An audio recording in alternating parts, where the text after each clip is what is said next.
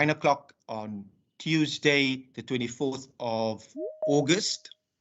This is a standing committee for community safety, cultural affairs and sports, specifically dealing with the Department of Community Safety today. And we are to receive a briefing on the Western Cape Safety Recovery Plan. I will briefly allow members to introduce themselves for the record. Good morning, Chairperson Kilian Postman. Morning. Good morning, Chair Lorraine Botha. Good morning, Chair Ms. Ulikana. Good morning, Chair and members. Further questions? Morning. Good morning, Chair. Melikaya Kago. Good day. I'm delighted that our colleague is back in the house. Member Malikaya Keiko-Ken, thank you so much for your attendance here today, and I trust that your recovery is going as well as it possibly could. Members, as I've stated, we are here to be briefed by the department. Before I allow the department to introduce themselves, we have with us Mr. Wasim Matthews, our procedural officer, Ms. Mary Ann Burgess, our assistant to the committee, as well as IT support, and two members of the community, residents, stakeholders that are tuning in via YouTube and social media platforms. Please feel welcomed. In the Western Cape, we understand that we have a specific safety need, and we have a safety plan in order to help and assist to reduce the levels of crime that we have.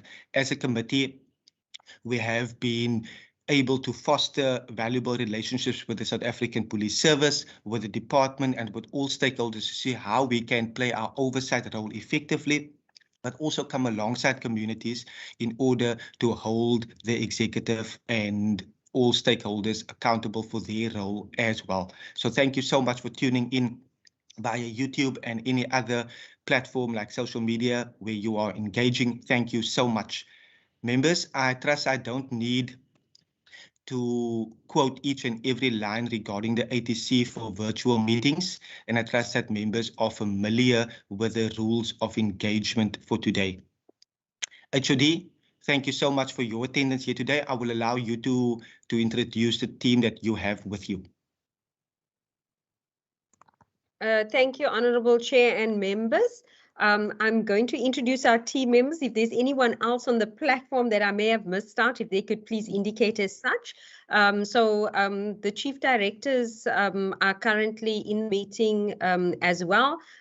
Chief Director Lindy Govender for Management Support, Acting Chief Director for Security Risk Management, Mr. Fred Watkins, Mr. Johan Brandt, our Acting Chief Director at this time for this week, Mr. Trevor Wingrove, because Mr. David Kutsia has sadly lost his mum, so he is actually occupying that acting position now, and then Mr. David Abrahams from the ministry. Honourable Chair, if there are any other of our personnel in the meeting, if they can please indicate as such, but I do believe I've covered all of them. Thank you very much. Thank you so much, HOD. Please convey our sincere condolences to your colleague as well. Thank you, Chair. Mr. Wasim Matthews, as our procedural officer, I know that we have a full house in terms of permanent members to our committee, and I've not personally received any apologies. Is there any note from your side in that regard? Good morning, Chairperson and all present. No, Chairperson, there are no apologies received. Thank you so much. Members, as I've indicated, we are here to be briefed by the committee, and we have by the department, and we have sent the letter to the department to brief us on an update on the deployment of the law enforcement advancement plan, especially in high crime areas in the city of Cape Town, also with regard to the area-based teams that was established in terms of the geographical areas, also on the Youth Safety Ambassador Program, the youth training and work placement in jobs in high crime areas in which they live, also on the expansion of the Chrysalis Academy, the training and placement of peace officers in 6 municipalities, and also the establishment of a highway patrol to monitor and apprehend the flow of illicit goods. You will remember, members, and recall that we have received the initial update roughly about a year ago in this regard, where we were briefed on the safety recovery plan, and I will allow the HOD, before we get into the presentation, if there's any opening remarks from your side, but I will hand over directly to the department at this time. Thank you very much, Honorable Chair. I think the presentation will speak for itself. So it is quite a comprehensive presentation. As you and the honorable members will also note, the department has made inroads into the deliverables, or towards achieving the deliverables of the safety plan, and also in terms of our own repurposing that we have undertaken as a department, especially to yourself and the other members. You will note that this department is more involved in the service delivery space now, not just oversight. And so we trust that, as I indicated, the presentation will speak for itself, that we'll be able to show you today how much of work that we have done and undertaken in this regard, and also to give you an idea of our vision for our department and the way forward in relation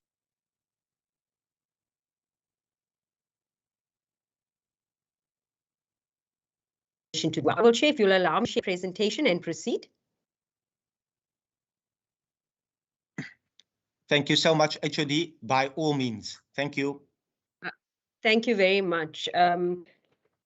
Just in terms of the regions of our safety priority, and to provide some background to the standing committee, in 2014 to 2019, the province adopted the PSGs, and PSG3 was to increase wellness, safety, and to tackle social ills. And then during the period 2019 to 2024, we had the VIPs, and VIP1 is safe and cohesive communities. And in relation to VIP1, the objectives was to have to look at policing capacity and effectiveness, support to youth and families at risk, and then also social cohesion and public spaces as well. And then during COVID, the province adopted its recovery plan with a focus on job safety and well-being, which is underpinned by data, by evidence, and to have area-based interventions as well.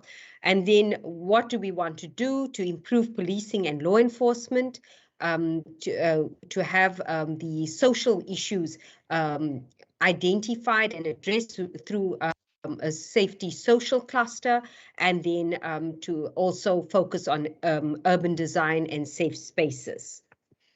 In terms of international evidence and recommending an approach to reducing violence, and in terms of our safety plan, which is underpinned by an integrated law enforcement and violence prevention approach.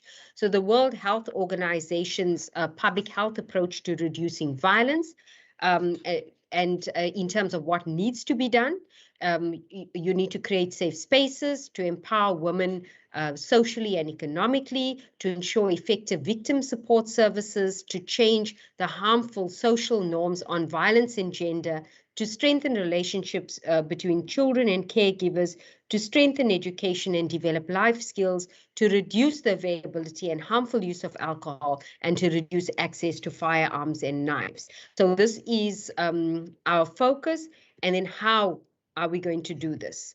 To have data to understand the problem and monitor trends, to have evidence to inform the selection and design of interventions, and then to have intersectoral collaborations, which is paramount, a whole of society and a whole of government approach.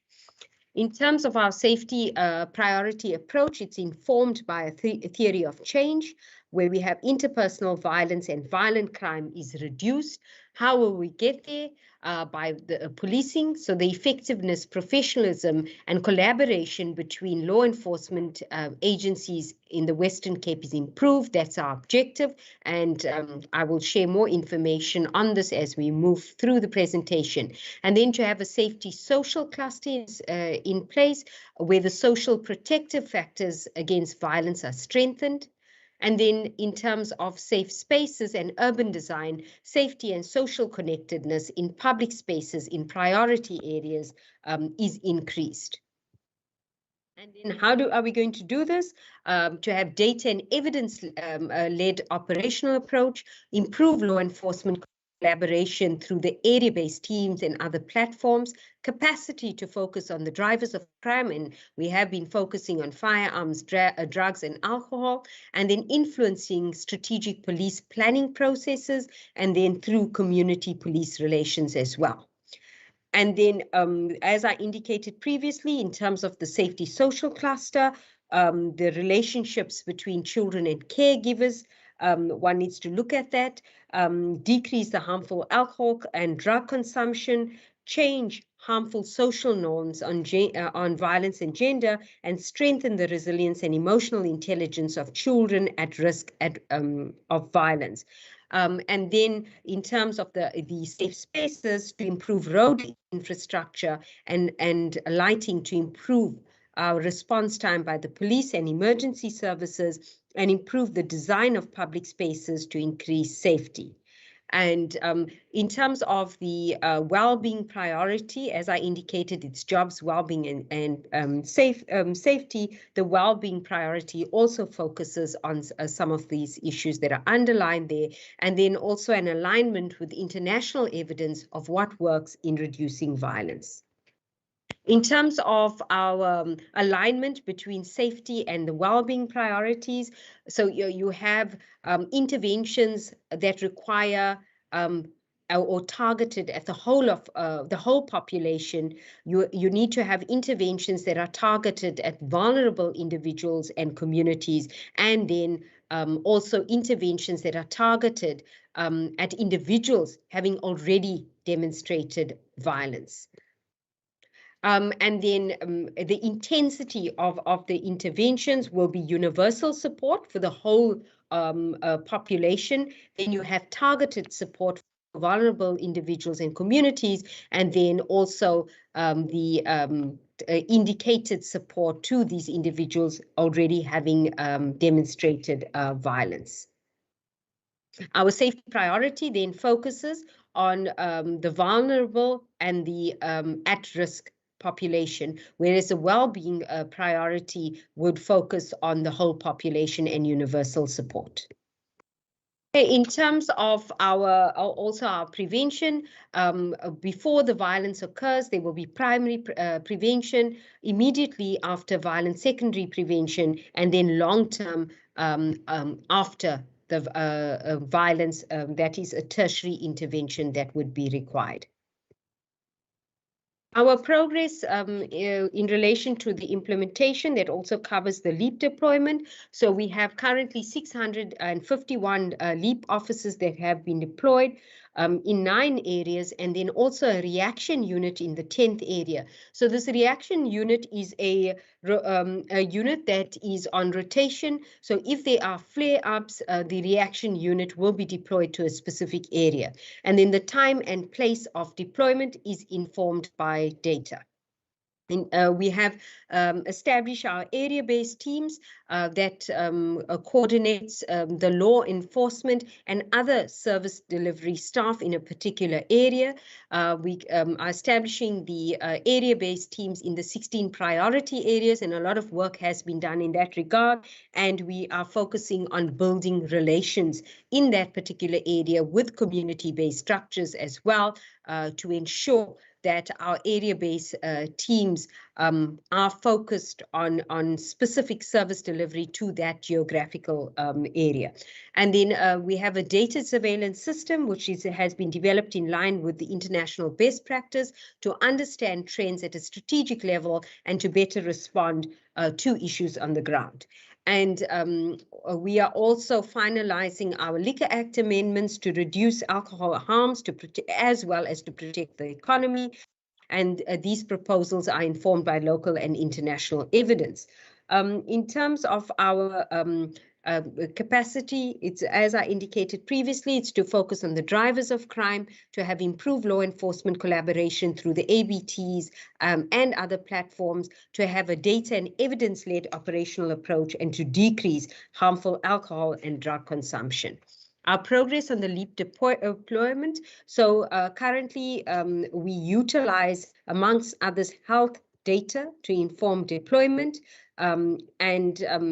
where it assists us with the identification of priority areas, hotspots, and the circumstances of murder.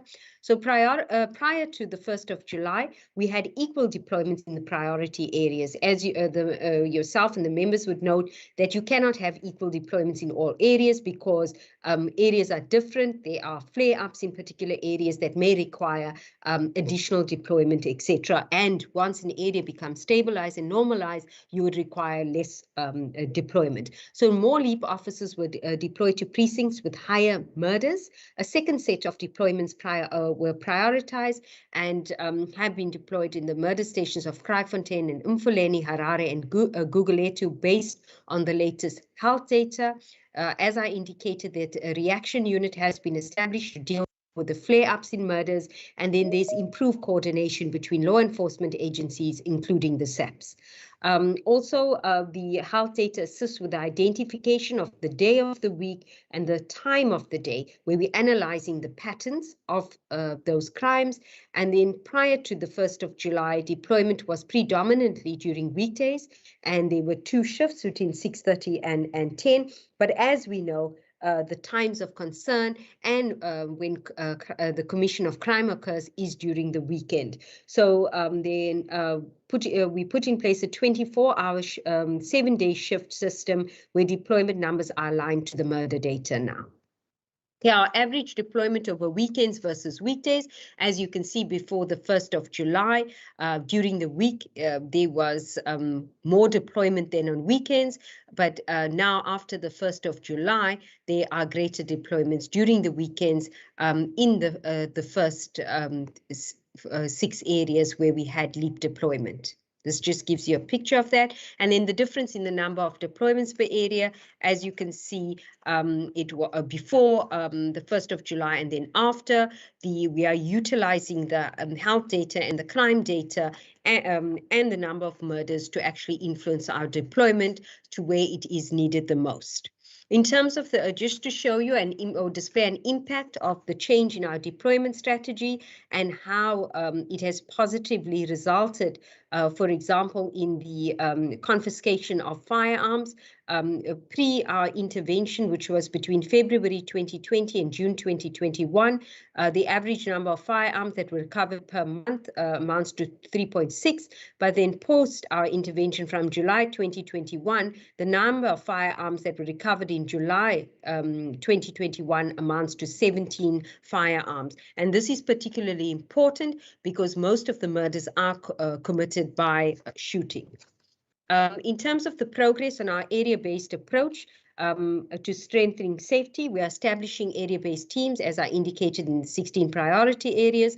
The Bishop Lavis area-based team is the most formalized one, and tomorrow we will be presenting to the Cabinet our the inroads that we've made in relation to the ABT approach, but also in terms of Bishop Lavis in particular.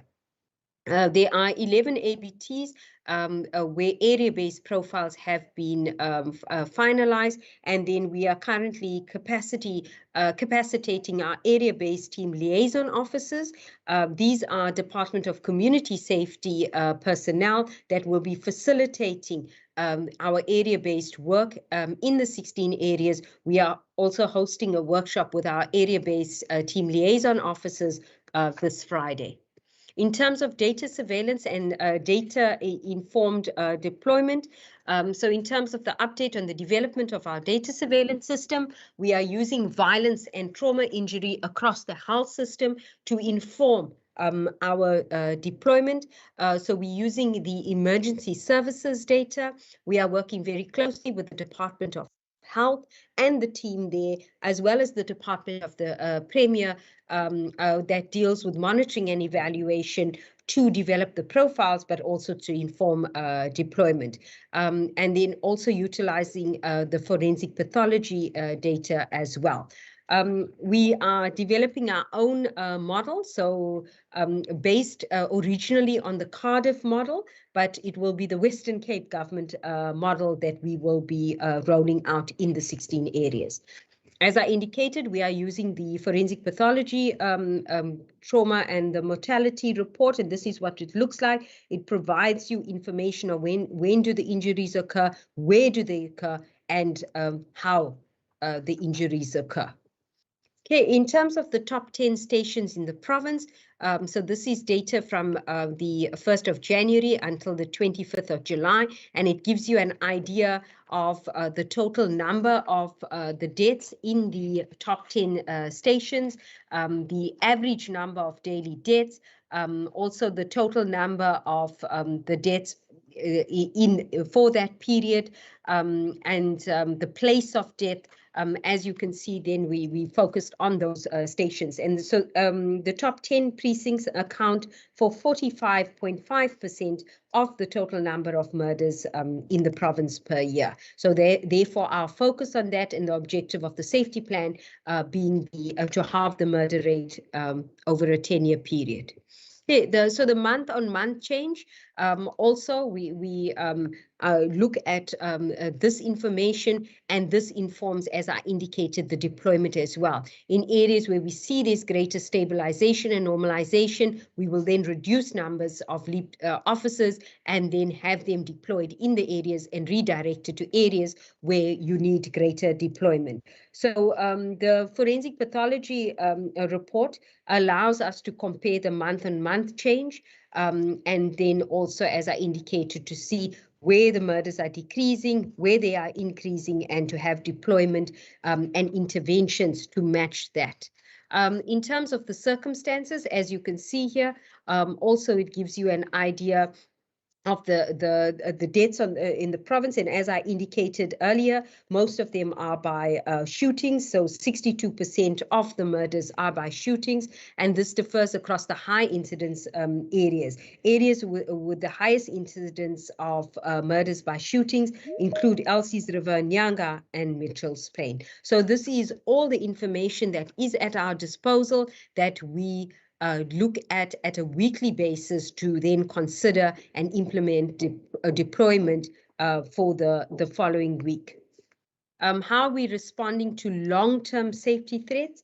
It is to support vulnerable families. So there are programs and interventions that aim to preserve and strengthen families, programs and services that aim to support children vulnerable to violence, and then additional linkages to the well-being priority. So the social technical work group, we're calling it the social cluster technical work group, that is part of our safety initiative, is led by the Department of Social Development, but supported by the Department of Community Safety, Department of Health, Department of Education, and the like. So all the departments that are in the social cluster are part of the social cluster technical work group that informs these interventions that support vulnerable families. And then support to vulnerable youth. So after school programs focus at youth at risk, the DCAS leads on that. The Department of Community Safety the interventions of the safety ambassadors, the Chrysalis Academy. We take the lead on that and are responsible for those interventions, and the support to children in conflict with the law that falls within the domain of the Department of Social Development, and once again our linkages and working closely with the Wellbeing Priority Team. And then in terms of transversal youth, a task team is set up under the auspices of the Wellbeing Priority, which includes identifying the continuum of youth risk factors to inform the programs that need to target youth at risk, and then also the work to address the psychosocial well-being and violence prevention challenges, and that is something within the space of the Chrysalis Academy as well. And then in terms of gender-based violence, the Provincial Implementation Plan has been circulated by the Department of Social Development, who are leading on that, in line with the National Strategic Plan on Gender-Based Violence and Femicide, and then the Victim Empowerment Program, as well as the shelters for women, and are being led by the Department of Social Development. So we're looking at relationships between children and caregivers, strengthening the resilience and emotional intelligence of children at risk of violence, and then also to change harmful social norms on violence and gender. In terms of the public health approach to violence prevention, in line with the best practice, so we're focusing on surveillance. We want to understand the problem, the who, what, where, when, and how, to identify the risk and protective factors. What are the underlying causes of the violence? Who does it affect the most? To develop, test, and assess these interventions. So we talk about data-led and evidence-informed interventions. What works to reduce violence? Where does it work and how? And then to scale up what works and to stop what doesn't work in these 16 areas, with the view to rolling it out to other areas in the province as well. Then in terms of support to vulnerable families and vulnerable children, so there's essential services that are provided to families at risk by the Department of Social Development, which includes counseling, therapy, mediation, parental responsibility and rights agreements, integrated the Isibindi program, and then family reunification and preservation, and essential services to children at risk provided by the Department of Social Services as well. So that the one is to families and the other is to children, where amongst others, public education and prevention programs, early intervention programs for children with risky behaviors, community-based care programs, temporary safe care programs, psychosocial support, protection services for children in need of care and protection, and then the reintegration and reunification services. And this is supported by other departments and other sectors as well. In terms of the development of our data surveillance system, for violence prevention, we're looking at individual vulnerability, family vulnerability, community vulnerability, and then targeted interventions and support. In terms of this, the Department of Social Development, Education and Health are working together to develop the socio-ecological model that looks at the what, where, and the how. What does our recent data say and the implications of this priority? As I indicated, we look at the murder. Murder remains an upward trend, and every year murder is highest in the third quarter during the holidays. And so this is something that we track on a weekly basis and provide a report for the team to then consider that would influence the deployment as well. In terms of overview of safety in the Western Cape, the current crime situation, as I indicated, we look at the total number of trauma deaths. As you could see, it's over 10,000, and then track it over the period of time. And these trends are also aligned to the SAPS murder data. And we look at how do people get killed. So 61%, as I indicated, it's now 62% killed by firearm, 24% killed by stabbing, and then 14% killed by other means. Okay, what are the current stresses and risk factors for violence? increase inequality, as we would all agree to, job losses and continued unemployment in the Western Cape, 23.7% unemployment and 27.9% expanded unemployment. We then look at food security and hunger, and this is in terms of running out of money for food, household hunger, and then child hunger, and we have been monitoring that over the period of time. And also looking at food insecurity. That, as I indicated, the safety priority is linked also to what is being done in the jobs priority space as well as the well-being priority space.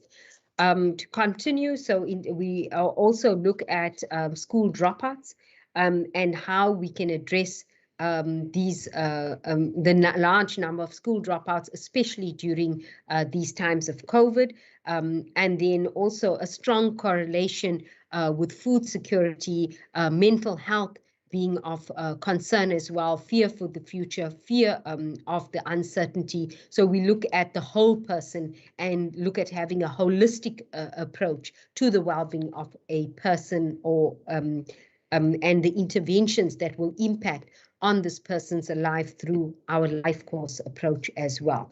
Then also the increasing instability. Of late, we were faced with the taxi violence and the extortion incidents, and also a threat of looting, etc. And this does impact on the overall well-being of a person. In terms of work opportunities, as part of the recovery plan, so the Safety Ambassador Program, the department was tasked and provided funding from Provincial Treasury to identify, recruit and train 1,000 young people as violence prevention facilitators. We're proud to say we've achieved that, and over a partnership with other stakeholders towards violence prevention has been put in place. There's an integrated youth development program to create work opportunities and to develop valuable workplace skills. Training has been provided in life skills and workplace skills development in partnership with the Chrysalis Youth Academy for these over 1,000 youth safety ambassadors. And then training is also aimed at facilitating an exit strategy that will equip the youth for further opportunities in the labor market. So it's not just about them having a placement for 12 months, but also influencing the trajectory in terms of their future. And the youth safety ambassadors will be working closely with our area-based teams in the 16 areas to implement area-specific violence prevention interventions and initiatives. And this initiative is aligned to the Provincial Recovery Plan, which is also to create jobs, to restore well-being and dignity, and to promote safety. Our youth safety ambassadors, so as you can see, the ambassadors have been placed in schools, 140 institutions with 607 placements. In terms of SAPs, 11 and 198 placements with the Department of Health, 28 placements in municipalities, 91 placements at 13 municipalities, and then 94 are placed in community-based organizations, amounting to a total number of 118 safety ambassadors placed in 196 institutions. In terms of our work opportunities for Q1, the Chrysalis Academy amounts to 121 special placements with Jazz Art, the 7 Passes, and Amandla Edu Football, and then to assist with COVID-19 interventions at facilities in Lotus River Retreat and Grassy Park. So it's 168 towards that end. In terms of the Chrysalis expansion, so 58 school safety ambassadors have been deployed in high-risk schools. 2 youth camps were held, and 11 Chrysalis Youth Hub ambassadors were recruited and deployed to priority areas. 40 sessions were facilitated and 23 training classes with high-risk youth as well.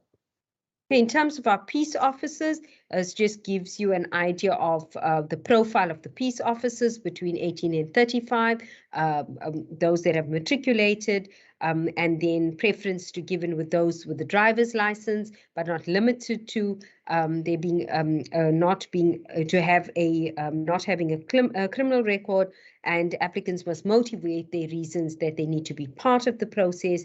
The municipality can also interview the candidates as required, and a recommendation of a final shortlist is done by the law enforcement component of the municipality. Our peace officers have been trained in place as follows.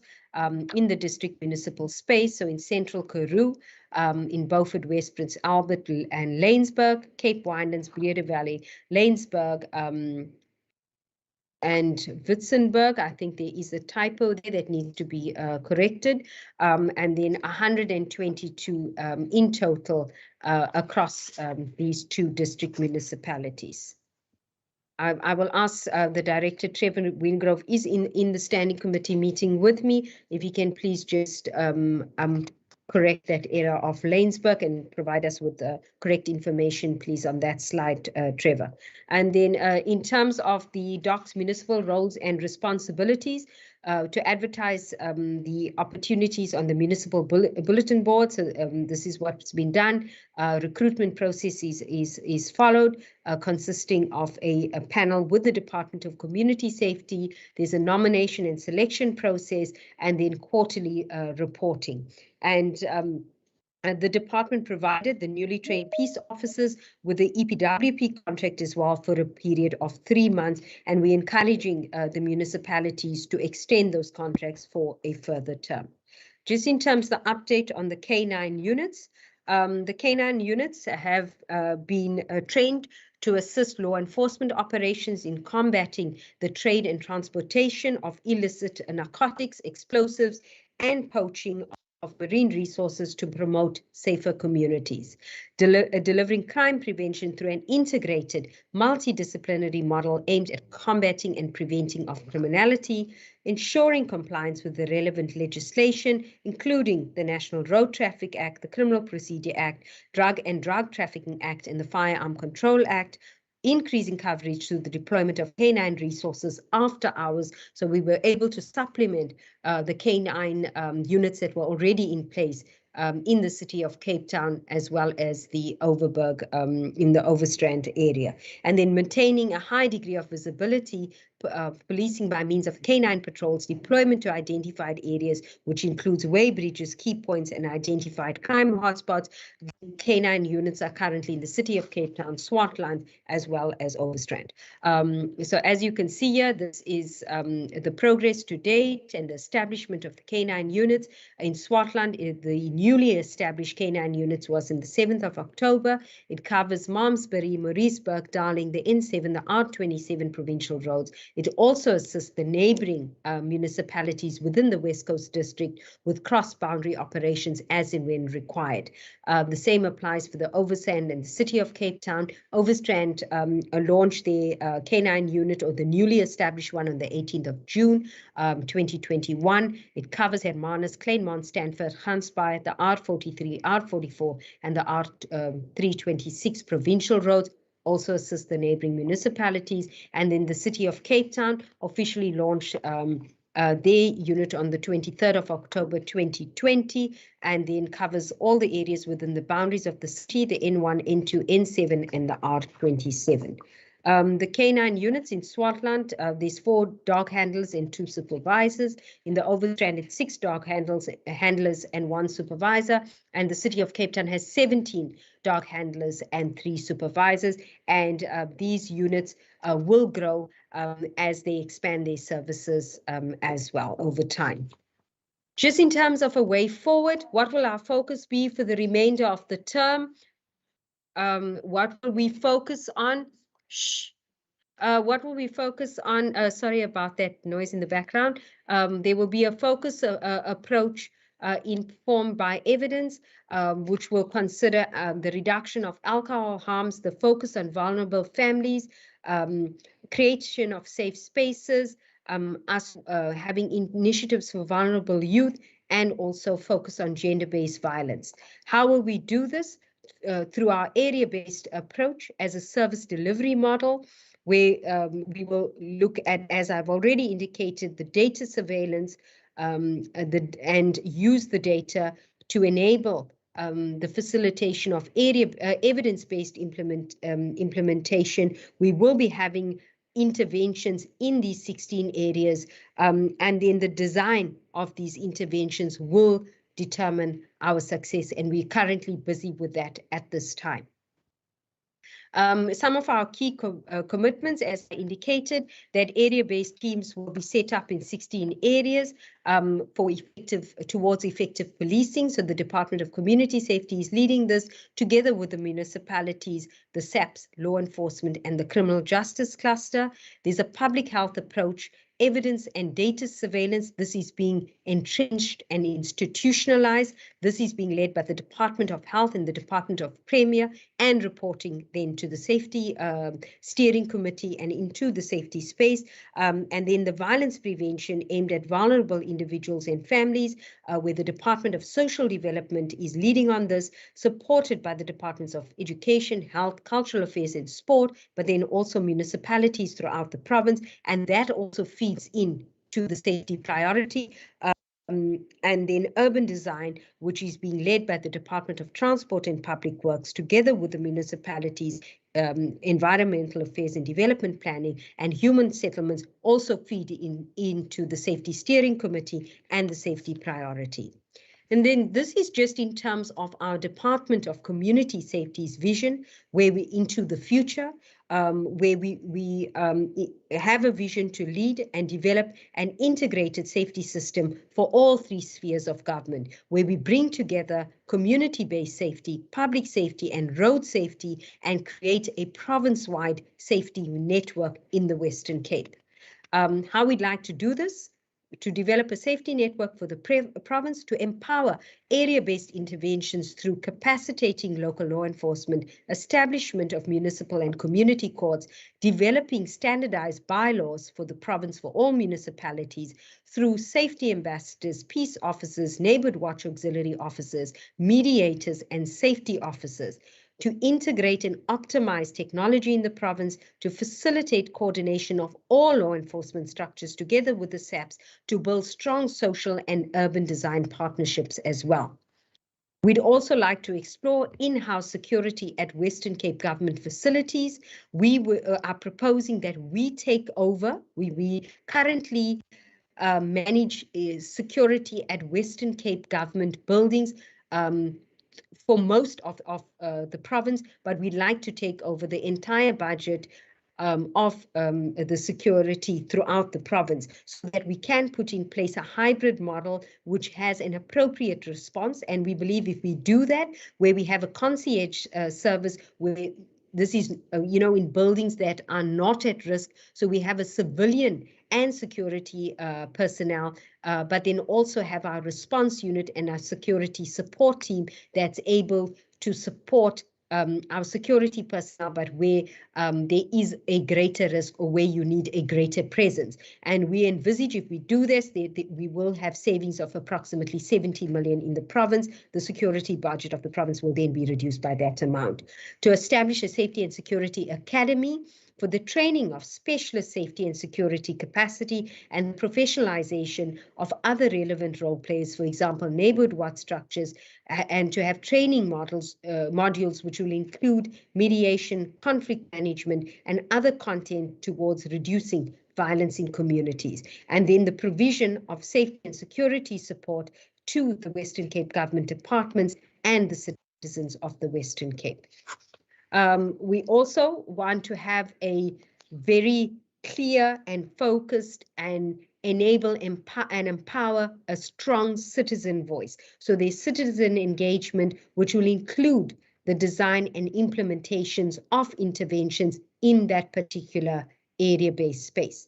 That where the state and citizens are co-producers of safety. So not a top-down approach of government telling citizens or coming to citizens with already and being prescriptive of what needs to be in that space, but actually listening to the citizens and having tailor-made interventions that will address the needs of that particular community. So there's clearly defined and accepted roles as well, responsibilities and deliverables. And then the recasting of the roles of neighborhood watchers, the CPFs, and other safety role players to facilitate our citizens' voice and ownership at community level. So as a department, for example, we are working very closely with the CPFs, the neighborhood watchers. So it's no longer as a business as normal, where we just funded CPFs with our EPP model, but they actually work very closely together with us and co-produce these initiatives at a grassroots level. Thank you very much, Chair. I think I have said a mouthful. So I'm just through you, Chairperson, I would just like to invite my other colleagues if they have any additions to make to the presentations. And I'd like to also ask Mr. Wingrove if he can please clarify that slide on Lanesburg, if he can please come in and do so, and the other colleagues if they have anything to add. Thank you, Honourable Chair. Thank you so much, HOD, by all means.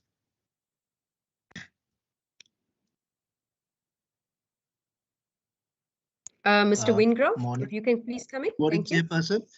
HOD, if you can just guide me here, you refer to a typo, or is it the wrong municipality that I need to? Under Cape Winelands, under Central Karoo, there's reference to Lanesburg, and under Central and Cape Winelands as well.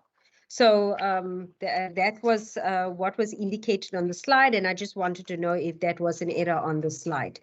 Thank you. I'm just trying to get through quickly. Honourable Chair, if you will allow me to give Mr. Wingrove the time to go through that, and when he's ready, I don't want to hold back the meeting this morning. When he's ready, he can indicate as such. Thank you, Chair. Thank you so much, HOD. Member Botha, your hand is up. Chair, thank you very much. And I think in terms of that Lanesburg twice, I think in Cape Winelands it should be Langeberg and not Lanesburg. Thank you so much, Member Botha. That makes sense to me as well. That is correct. Cape Winelands, Breda Valley. Yeah, that is correct. Thank you. Sorry for that error. Thank you. Thank you, Honourable Member Botha.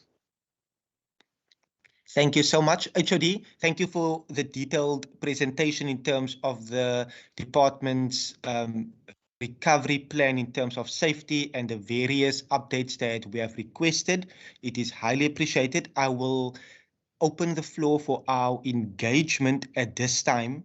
And if there's any member that would want to engage the department, if you are able to raise your hand at this time. Any questions, comment, or input?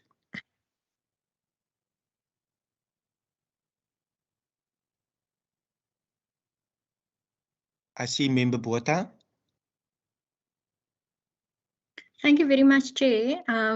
I welcome the presentation, and it's very comprehensive, and thank you to the HOD and her team for putting it together. I just wanted to check, Chair, in the, how do I say this? Yes, die woorde my ontgaan, nou moet ek Afrikaans praat, voorsitter. In die vroeë gedeeltes van die voorlegging,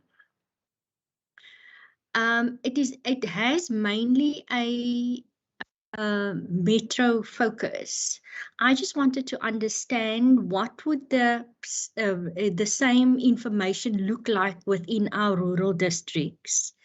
And then I want to ask, in terms of the homicide stats that was quoted, what is the homicide pattern in the rural districts as well?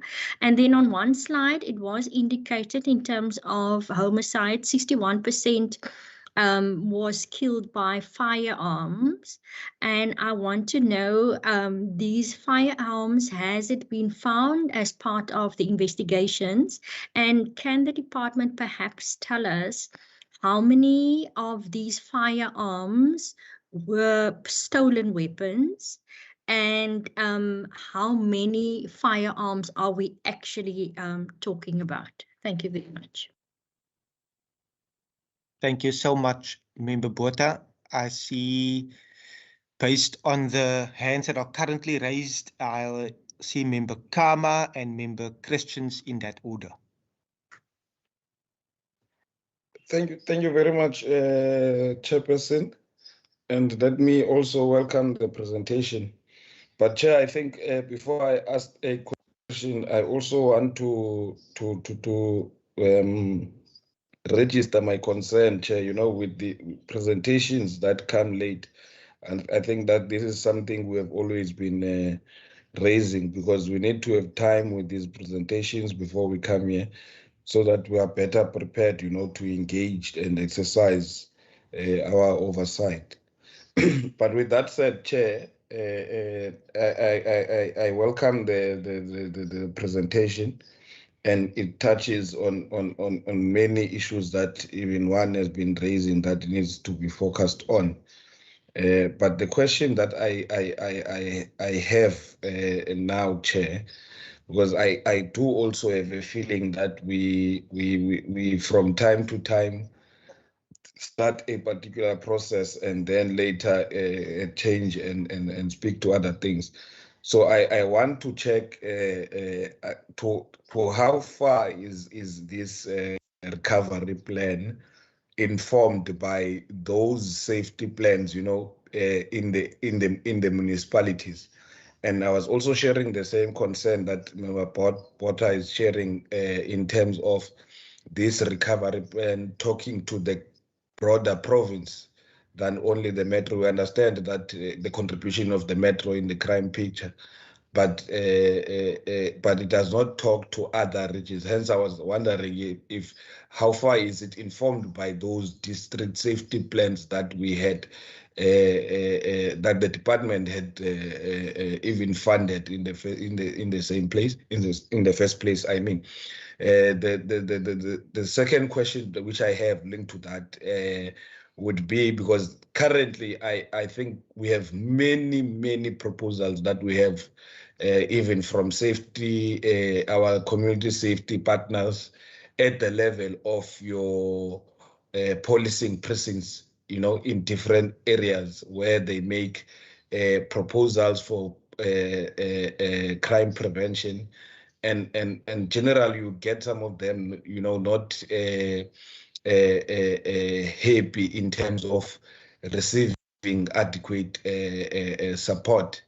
To just make an example, Chair, I know in Milchas Plain there's what is called alert. I think it's alert 21. Which is a mobile app that one of the safety partners in the community developed for something like an early warning to the local reporting centers. You know, when they feel when crime is being committed, or they feel it, and they say it just takes a press of a button or a shake, and that is immediately accessible by operators who will then even identify your location. You know, they will pick up your geolocation and report to the local and I think even in fighting GBV, you know, that would be a good app. But even that app, I'm told, it's part of the safety plan of Mitchell's Plain, but they do not receive the necessary what you call support. So I want to check how are we taking really this safety, because correctly as HOD is saying that even in that deployment, it won't be a one size fits all. It's based on the conditions in the particular area, and one assumes that these safety plans are a tool really are the data that we are not supposed to go look for anywhere else, but the safety plans themselves, because they are informed by the people who are there and them understanding their different areas. So those are the two questions that I have for now. Thanks, Chair. Thank you, Member Kama. Member Christians. Thank you, Chair. Thank you. It's quite a hefty presentation, but I also want to commend the HOD and the department for repurposing the department. I think you can see that, you know, for me, there is more significant progress when it comes to the service delivery aspects of the department. So repurposing was a good thing, and I see we can see the fruit from that and the benefit from that. Chair, just maybe two questions. I know that we have the LEAP offices and we have these offices now. My question is, still in the city and in the city, especially of Cape Town, we have law enforcement, we have metro police, we have traffic. So, you know, my question is, because in the province, in the Western Cape, we have introduced a highway patrol system. So traffic in the city, are they moving towards a highway patrol system? Are they trying to get, you know, the metro police and law enforcement and LEAP officers all on the same powers to expedite their duties to the best of their abilities? Because we know that they have different powers. If the HOD can just give us some sense to see, because we are fighting crime and you must use the current resources that you have and use it effectively and efficiently. That is maybe just the one thing that I want to ask. And then the other thing I want to ask is the youth programs that they have. It's a small amount, and I know it's not the department's role alone to do that. But how do they maybe interact with private initiatives and private companies in order to maybe make this plan a bigger plan? Because we know that our youth at risk is a huge problem. And how do we, you know, tackle? So I don't believe, and we don't believe, I think, that it can just be government. It must be also private sector trying to assist, and if the HOD can just say something about that. And maybe just the last question, Chair, and I don't want to take up more time, is you know, I've also seen now with the alcohol harms, and to make alcohol to have the harms reduction program in place. Is there, you know, is there significant progress when it comes to the alcohol harms reduction program? Because we also know that contributes quite a lot when it comes to, you know, domestic violence and gender-based violence. And also now, Chair, you have the local municipalities that hands out liquor licenses. I know the department plays a role, but sub-councils sit with these applications. How do they also monitor how many liquor license and extension of trading hours is granted to liquor stores? Thank you, Chair. Thank you, Member Christians. Member Malikaya, I see your hand. Yes, thanks, Chair. Yeah, I heard and let me welcome the presentation as well. But having looked at the recent even media reports regarding how gender-based violence is rife, I was of the view that I would get more details as far as to the safety recovery plan as on specifically prioritizing gender-based violence in order for us to cap it. If I can get clarity in that regard, that what are the priorities around the issue of gender-based violence? Thanks, Chair. Thank you so much, Member.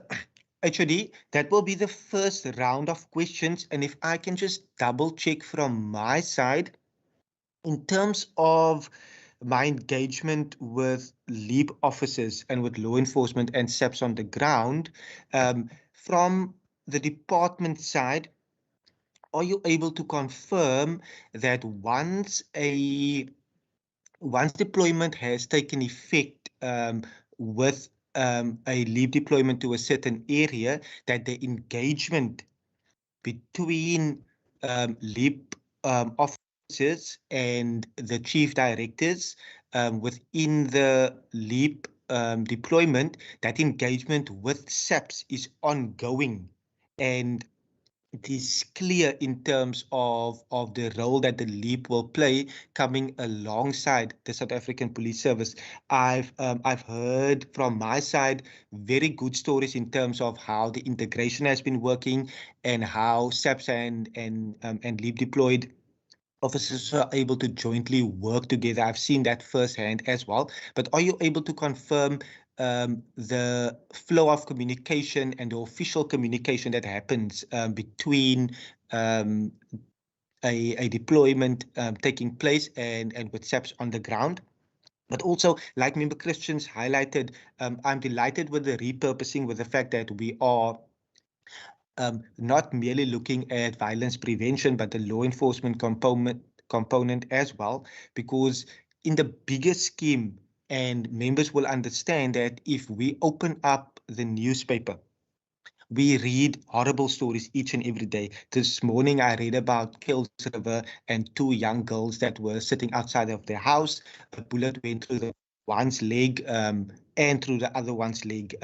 The suspects ran away. SAPS and community are still looking for them.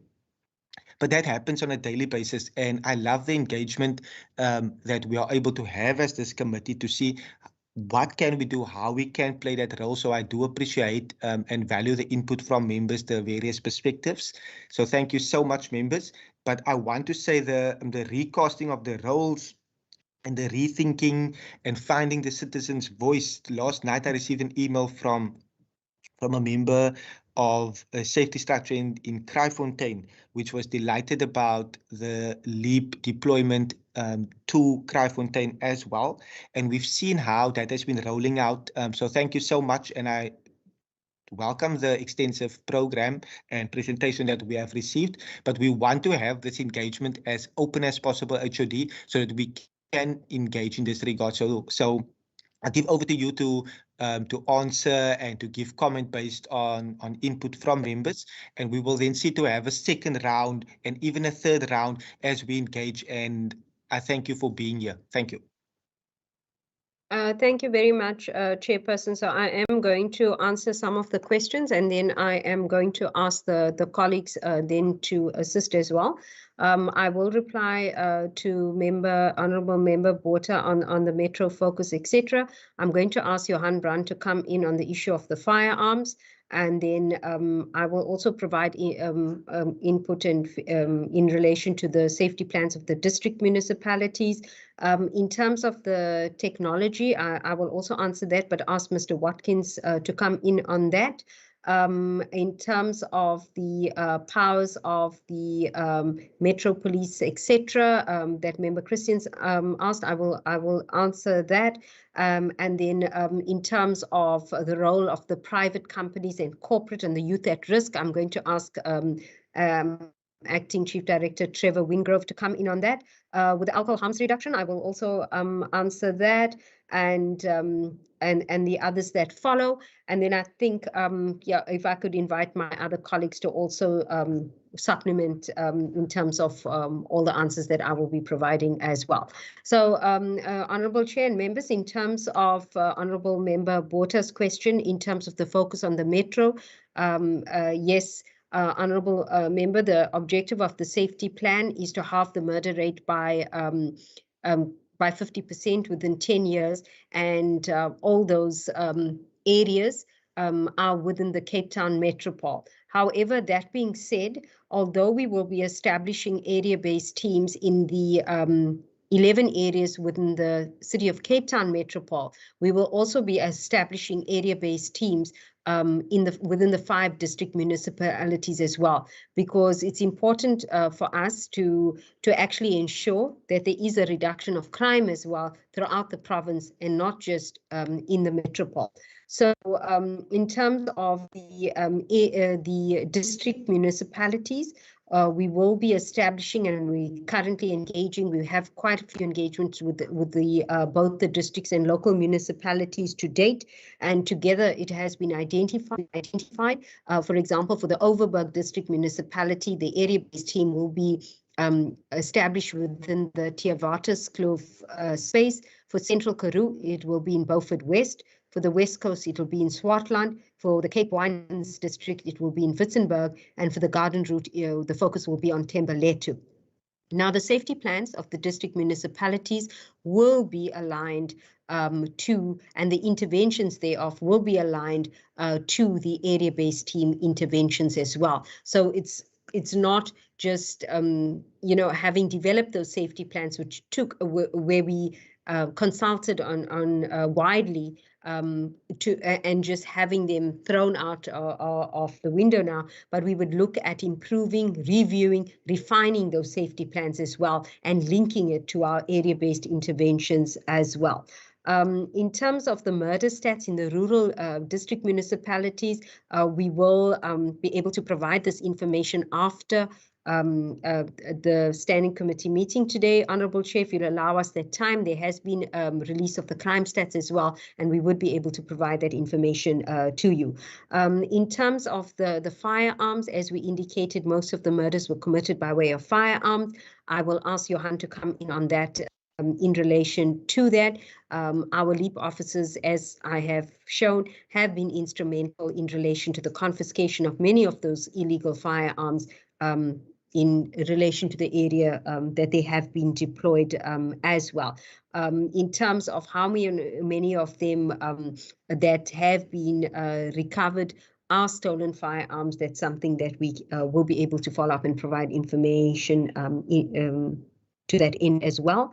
In terms of the app that was mentioned in Mitchell's Plain, I will ask Mr. Watkins to come in to indicate if he is aware of that, but also that would be important information that we will provide to our area-based team liaison officer in that area, which is Mr. Justin Lottering, and so that he could also consider the app and how it can be useful for the area in relation to our area-based team interventions as well. In terms of the questions on the powers of the different components or units within the city's safety and security, we are looking at ensuring that some of the law enforcement officers do obtain additional training as well. Obviously, the powers have been set out in various acts, etc. For example, the powers of the peace officers versus the powers of the municipal police services versus traffic, etc. In terms of the various legislation and prescript governs how they operate and the powers that are attached to those positions. But we have been consulting with the SAPs to at least provide the law enforcement officers with level 1 crowd management training, so that if they are the first responders on at a site, that they can respond appropriately, so that we don't have a situation where they're not properly trained, they are on a site and you have a flare up as opposed to containing the situation. And then the municipal police services, for example, and the Metro Police to have that level 3 crowd management training. So the Provincial Commissioner, the Executive Director of the city, as well as myself, we meet every 2 weeks. We have a meeting every 2 weeks where we discuss any issues of mutual interest or also plan strategically how we're going to be working together in this space. And it has proved to be very successful in relation to our response to the looting, to the potential unrest, to the taxi violence, etc., where we worked together and developed an integrated response plan of how we were going to manage the situation in the province. And I think it has, we've been able to display that recently. In terms of the alcohol harms reduction, we are currently busy with amendments to the Liquor Act that will also consider the reduction of alcohol harms. It will look at minimum pricing, it will look at trading hours, etc., to see how we can have a uniform and standardized approach throughout the province as well. The Department of Community Safety has also funded the appointment of liquor inspectors, and these liquor inspectors are deployed in the priority areas as well to further support the initiatives of both the SAPS and the law enforcement agencies. In terms of prioritizing of gender-based violence, so we're looking at a multi-pronged approach. We're looking at interventions to support families, to support women, to support the youth, to support children as well, and to support gender-based violence interventions in a particular area-based space as well. We are in the process of developing our framework and our procurement specifications, where we will be putting out a advertisement to invite suitably qualified organizations, etc., to actually then tender for these interventions in the area-based space, which will be interventions, as I indicated, that will be relevant and appropriate for that particular area. So it won't be a one-size-fits-all. We'll be looking at the data, looking at the evidence, and then having area-based interventions that are evidence-informed, that will have maximum impact, that will address those particular issues and needs in that area. In terms of LEAP deployment, Honourable Chair, that was your question. The LEAP officers are deployed under the command and control of the SAPS. So they are working together on a daily basis. It's not that LEAP officers are being deployed by the city or by the department in isolation of the SAPS management of them. So they work together as a team. That should there be any issues that require escalating, it is escalated to the particular station to intervene. So if the LEAP officers, for example, know of a crime in a particular area, they may, it is part of a joint operations that is led by the SAPS when they go onto that particular premises, etc. So it's all done together. It's an approach that involves all of them working under the SAPS, the particular station. And I think that approach has proved to be very productive, very fruitful, and it then also provides SAPS with additional visible policing and a force multiplier in that particular area. So we work together with SAPS. The SAPS is part of our law enforcement technical work group. They are represented on the steering committee as well. And as I indicated, the ED, the PC and myself have those meetings. So there's ongoing communication. They're working together on a daily basis. We are monitoring the situation on all our levels as well. And I think we have a system and a process in place that is proving to be very productive as well. Honourable Chair, I'm going to pause there. I think I've tried to answer as many as possible. I will first start with Mr. Johan Brandt, if he can please come in and then move over then to Mr. Fred Watkins and then Mr. Trevor Wingrove as well. Thank you, Honourable Chair. If I can ask Mr. Brandt to please come in. Thank you. Thank you very much, HOD, and good morning, Honourable Chair and all the members. Yes, I'm just going to look at the questions which HOD has asked me to respond on. The first one is from Honourable Member Botha, and that's concerning the firearms. Member Botha, the 62% firearms which we referred to is what we derived from the health data. So 62% of murders in the Western Cape are committed by means of firearms. So that's why the slide which HOD have showed you, where we started a specific focus on the LEAP officers and SAPs in the areas. I'll speak a bit later about the SAPs and the LEAP coordination, was to actually start looking at the recovery of the firearms. So there has been that massive recovery of firearms, where we recovered between 2 to 3 firearms per week. That has now increased to about 8 or 9 firearms in a week. Unfortunately, the purpose that must happen, or the process that must happen after that, is for the firearm to be linked by means of the SAPS forensic science laboratory, and you know the processes that the delays in the processes at the FSLs, but that is through the AreaBased linking, where you link the firearm.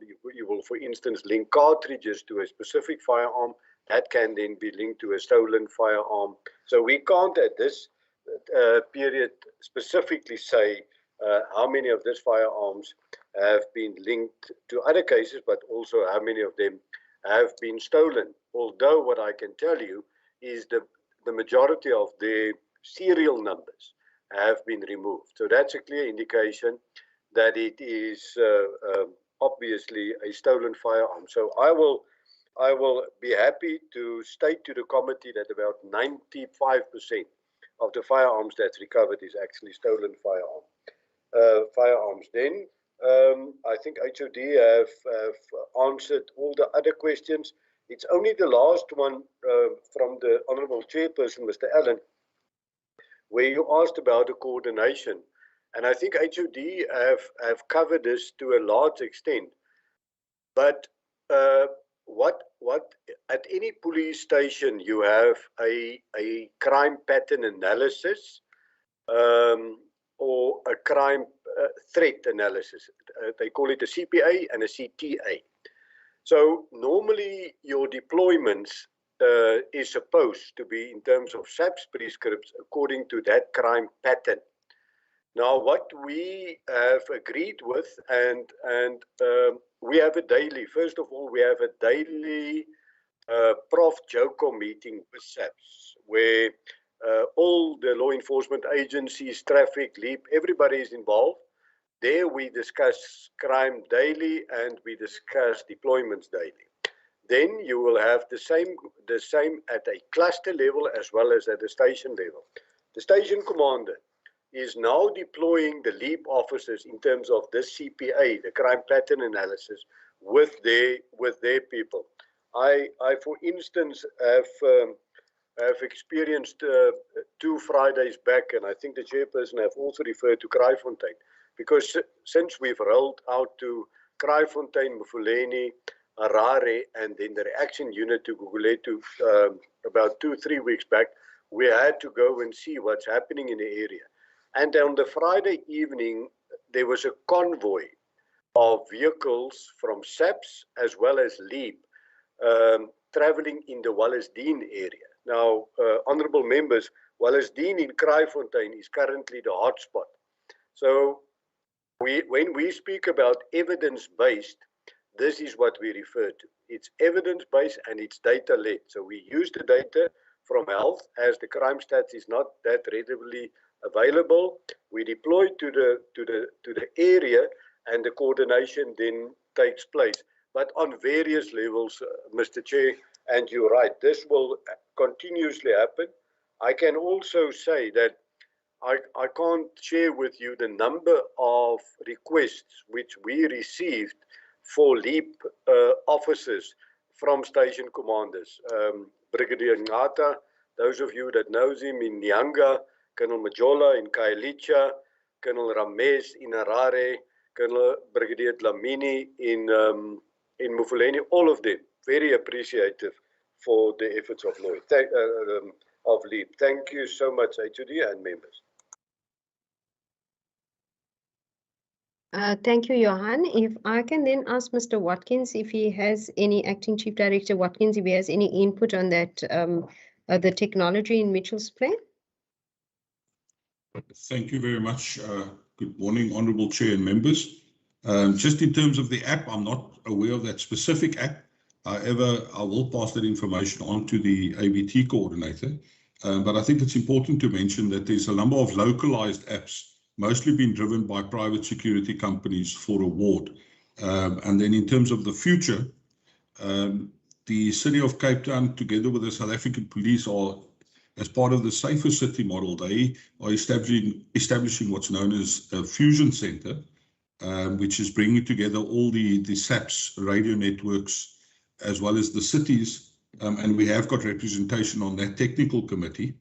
In terms of the rest of the province and part of the safety network, we are looking at establishing an integrated command center where we will then be linking all the Western Cape government facilities, and then also looking at how do we link local government, almost should say law enforcement, to this integrated command center. I think it's important to note that the challenge is that everybody's on different networks and on different platforms. However, to overcome that, we have already established what we're calling a private security forum. And while that is, our representation on that will be SAITSA and SASA and then us, and then we will start pulling in the local authorities to see how we can link all their networks, both from the private security as a force multiplier and then also the local authorities. Thank you, HOD. Thank you, members. Thank you for that, Mr. Watkins. Over to you, Acting Chief Director Wingrove. Thank you, HOD. Chairperson, members, I will just respond to the issue that was raised about youth at risk. I think the Department of Community Safety has demonstrated over the years that it shares this concern of youth at risk, and therefore we will continue to support any intervention in this regard. And here I refer specifically to the Chrysalis Academy, which we have supported over the years, but we're also looking at new initiatives, and therefore we implemented the Youth Safety Ambassador program as well as the peace officers. Some of the many challenges obviously that one experience as a department is the funding issue, and I think we have pushed very hard for the funding to be made available for the Youth Safety Ambassador program, and I think as HOD has indicated, it already has proven to be a success. There's also the peace officers that we place with rural municipalities, and we have engaged all the municipalities to see how they can continue with the employment of the youth, even beyond the contract that they have with the department. We are also currently speaking, for example, to the Stellenbosch municipalities, where they are also interested to employ peace officers, and we have actually convinced them that to pay a top-up on the stipend that we pay. So these are all the initiatives that we look at, and that we will continue to support. And what is important for us is not only the training, but that we provide that work opportunity for the youth. And as HOD has also indicated, to provide even that exit strategy where the youth can continue to be employable even after the contract that they have with the department. So yes, that is the interventions that we focus on currently with regard to the youth at risk in the province. I thank you. Thank you, Honourable Chair. I hope that we've answered all the questions that were put before us for this round. HOD, thank you so much to all the officials as well. I do appreciate the confirmation with regard to the question on the deployment of LEAP and that engagement, that it's not in isolation, it happens with SAPS, because I've seen that firsthand as well. So thank you for that clarity and for the detailed answer in that regard. Members, is there any follow-up question, input or comment? I do know the presentation was extremely detailed. We will continue to have further engagements with the department based on Member Kama's initial comment as well. I do understand that it is vital that we do have the presentation way beforehand. But is there any further comment or input? roughly 2 weeks ago as a provincial parliament, certain matters that we are discussing today was also ventilated in a interpellation, and I know that we are regularly discussing safety needs in the province. I see Member Kama. You may go ahead, sir. Thank you very much, Chairperson. And let me also again appreciate the responses that have been given. The question that I have now, Chair, is in relation to this notion of creating safe spaces. And I'm wondering whether to what extent does it talk to the need of addressing the environmental design. I saw this was mentioned in one part of this presentation, but I really wanted to check, because in terms of that, even the safety plan, the Department of Community Safety has been made a lead department. So that's why I would be asking this question, as to say, to what extent do we have a commitment or collaboration with the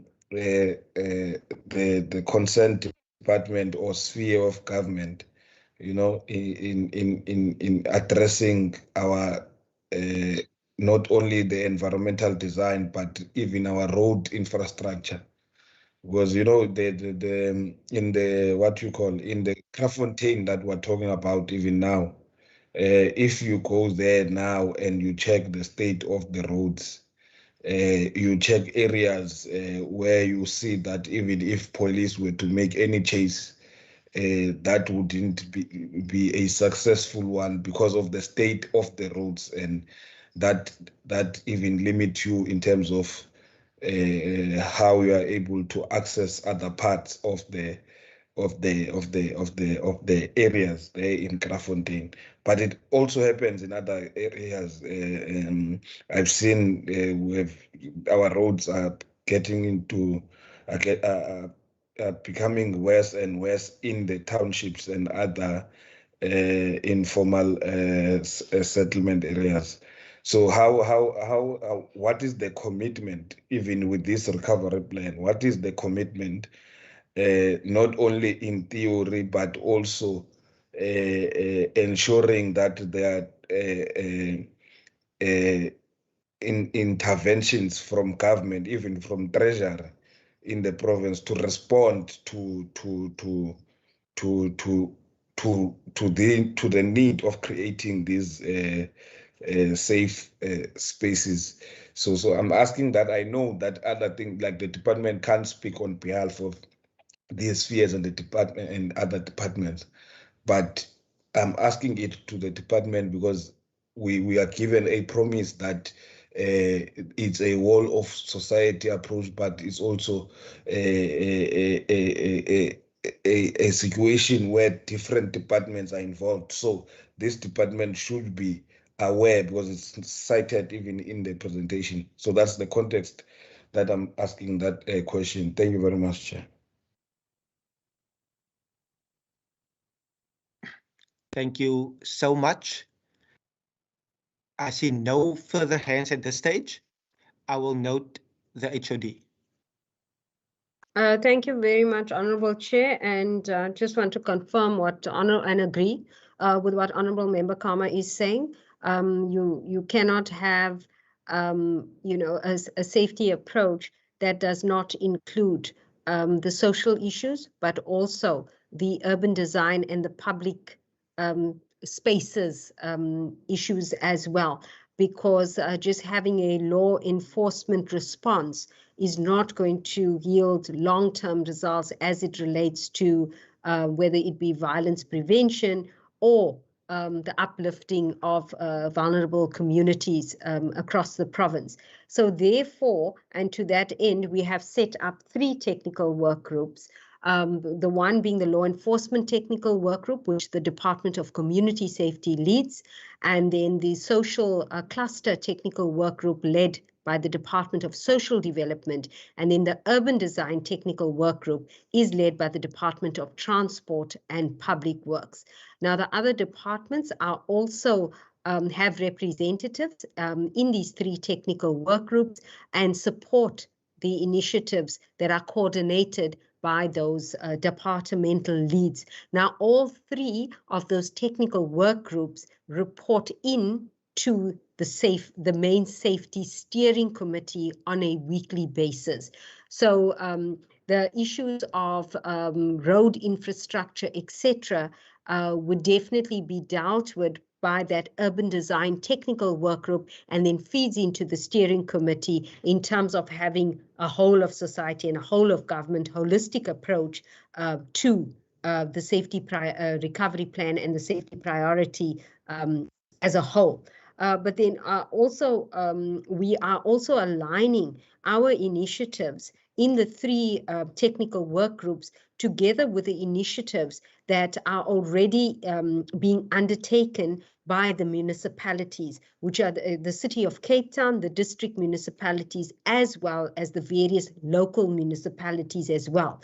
So, for example, we had a meeting yesterday.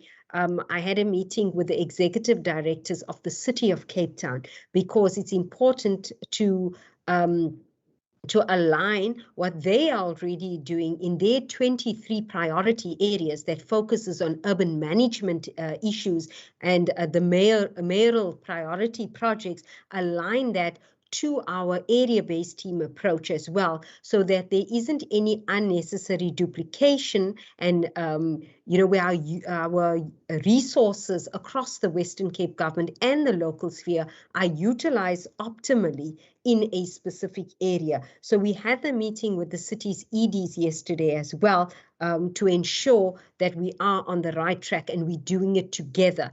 We will be having a follow-up workshop with them as well to ensure that that is put in place. So we definitely are addressing all the issues in the urban design space, the social cluster space, but also then the law enforcement space, because without all 3 interventions coming together in one area-based space, you're not going to have the desired results and meet the objectives of the safety plan deliverables. Thank you, Honourable Chair.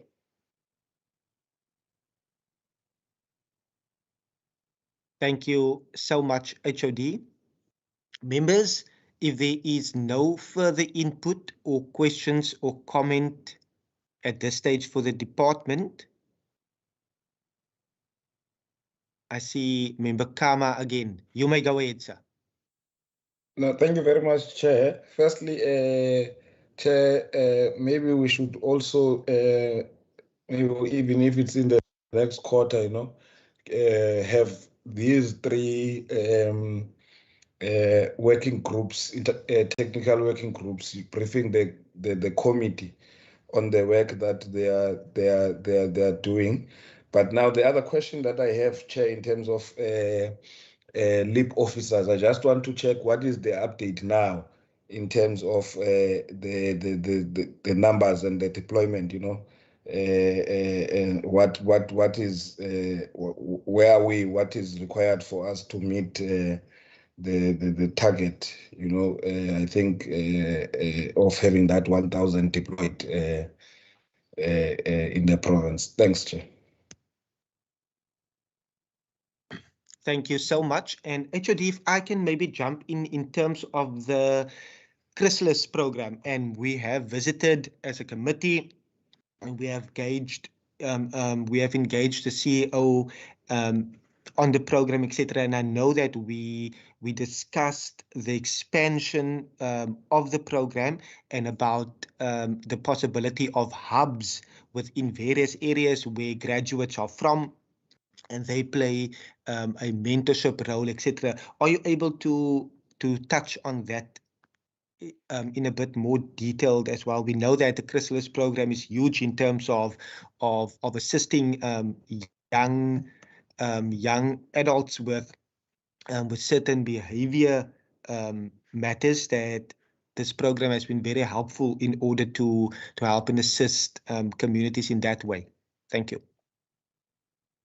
Honourable Chair, I do apologise. I lost connectivity with the, I heard the tail end of what you've said. Could I please ask you to repeat your question?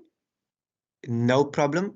Are you able to provide a little detail around the chrysalis expansion in terms of the hubs, where we've previously heard that graduates will being from a particular area, and they would be the basis for a hub in a certain community and playing more of a mentorship role in that particular area. We know that the program has reaped many successes, and as a committee we have visited and have engaged the CEO in that regard. Are you able to touch more on that, please? Thank you, Honourable Chair. If I could please ask Mr. Wingrove to come in again on that question. Unfortunately, during the pandemic, we were unable to train as many youth at the Chrysalis Academy as we intended to, because at certain periods during the lockdown, colleges could not, operate as per normal. And that is also a reason why there was a delay in having the 1,000 LEAP officers, on the ground at this time.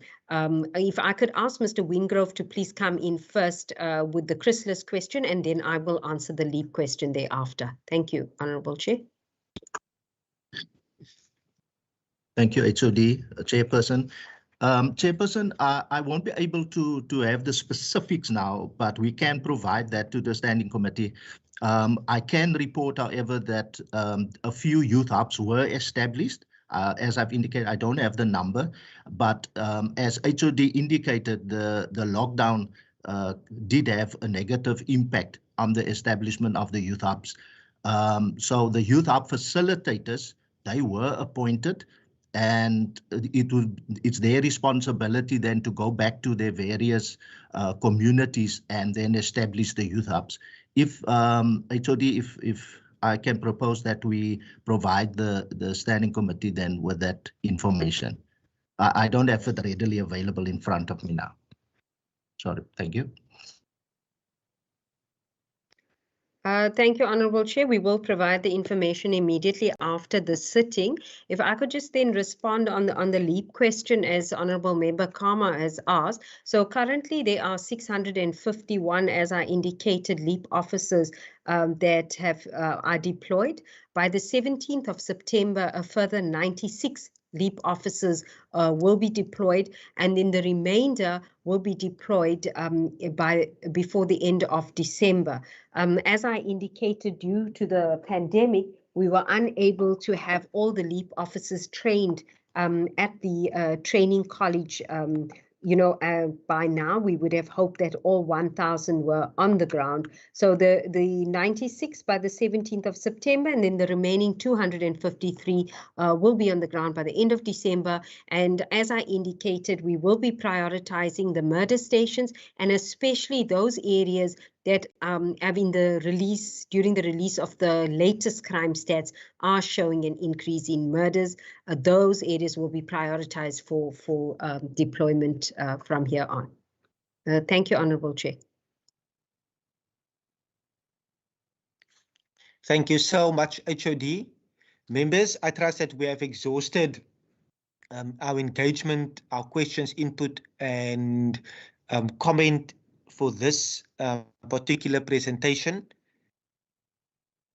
In the absence of any hand, I trust that that is a positive. Thank you so much, members, for your engagement. To the HOD and all the officials, it is highly appreciated that you have taken the time to engage us as a committee this morning.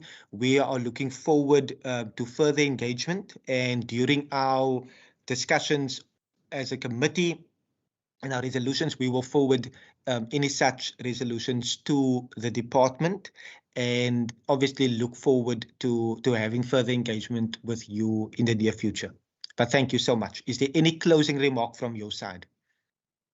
I think Honourable Chair, we said a mouthful, but looking back over the year, even if I have to say so myself, I think I'm very proud of what we have achieved as a department, and I just want to say thank you to yourself as well as to the honourable members in the committee for supporting us and always holding us to account, which is important, but then also to the Department of Community Safety's team for bringing us to this point, and we look forward to producing far more and extending our service delivery reach throughout the province. So thank you very much for this opportunity as well for us to take stock.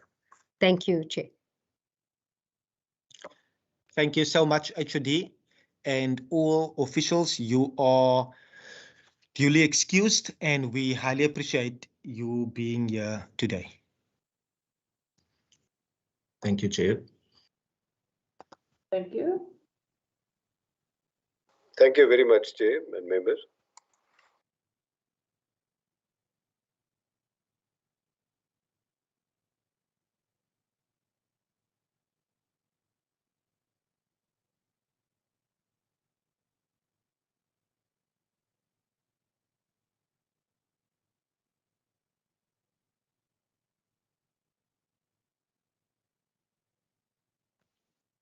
Members, thank you so much. I do note on our agenda for today that we have a set of minutes that we need to adopt, but is there any resolution or recommendation based on our briefing this morning that you would want to provide the committee at this time? I have noted that the department will send information to us during the course of today, as they've committed after the briefing. Is there any direct recommendation, Member Botha? Chair, no direct, but I just wanted to ensure that we receive the information around the firearms. I know it's not going to be today because that investigation is still ongoing, but to just note it somewhere. Thanks. Thank you so much. That is noted. I will double check again later this afternoon and make a call should I need to get that information as quickly as possible. Thank you, Member Botha. Member Kama? Chair, mine is the one that I made earlier around having, and this can be in the next quarter, Chair, understanding that these technical working groups might have recently been established. So if we can at that point get an opportunity to be briefed, as a committee on the work they would have done or the work that they are going to do as these technical working groups. Thanks.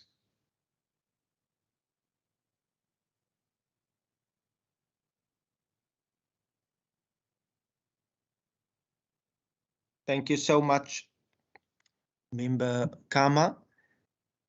Wasim, I trust that you captured the one from Member Kama. I will... Chair, you're talking about the item for the agenda or the request for the youth hubs and status of the youth hubs, because the department said they'll give that information. Okay, no, then we covered. Member Kama, your comment has definitely been noted as well. Thank you so much.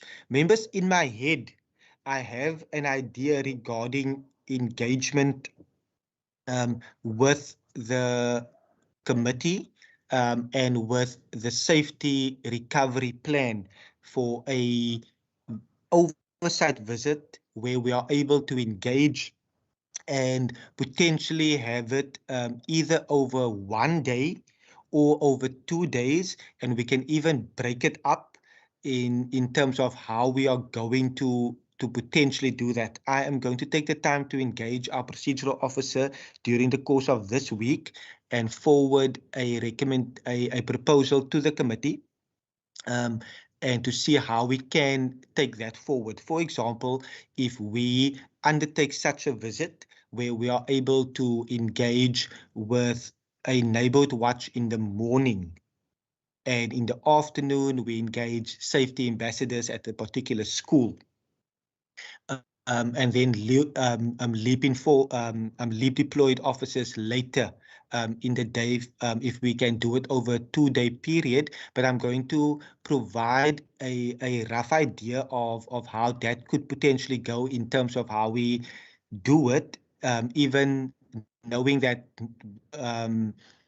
the distance and how we do it, etc. But I will see to send that to you as soon as possible, so that we can foster and have those engagement and see firsthand how the programs are being rolled out as well. But please forgive me, it is all in my head, and I hope to have that in a document as soon as possible. Member Botha? Thank you very much, Chair. I want to place further in your head that this possible proposal that you are thinking of, that it encompasses the Western Cape and not just the Metro, please, Chair. No, most definitely. I would definitely then see to consult the programming and the program as well to see what dates we could potentially do it. But I see that there is an opportunity for the committee in order to engage fully in terms of our oversight role, and to see firsthand and to speak to those that are on the ground that are rolling out the programs. So thank you so much. We will definitely see to have a draft, and then we can have further discussions as a committee in a way that we can obviously everyone can give input to that set of agenda. Thank you so much. Wasim, are we able to flight the minutes? The minutes were circulated, members, for the end of July, for the 29th of July.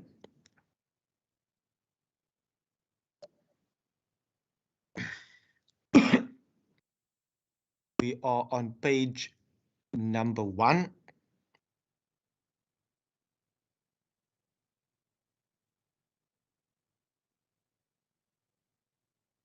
We are on page number 2.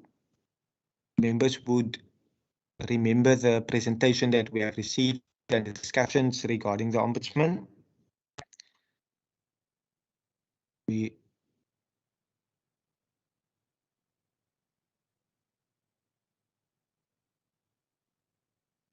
Members, is there any member moving that we adopt?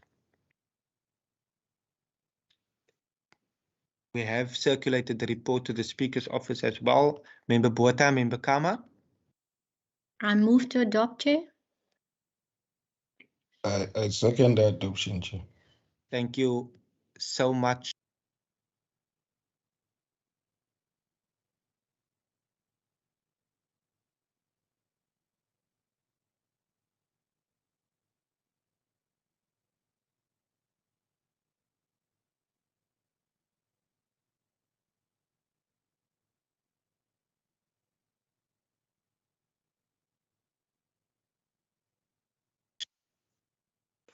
Members, thank you so much for your engagement and active participation today, as we obviously are keen to continue to play our role as an oversight body and to monitor progress made.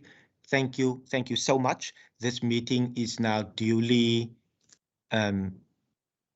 closed. Thank you, Wasim, again, and all staff members, officials. Thank you.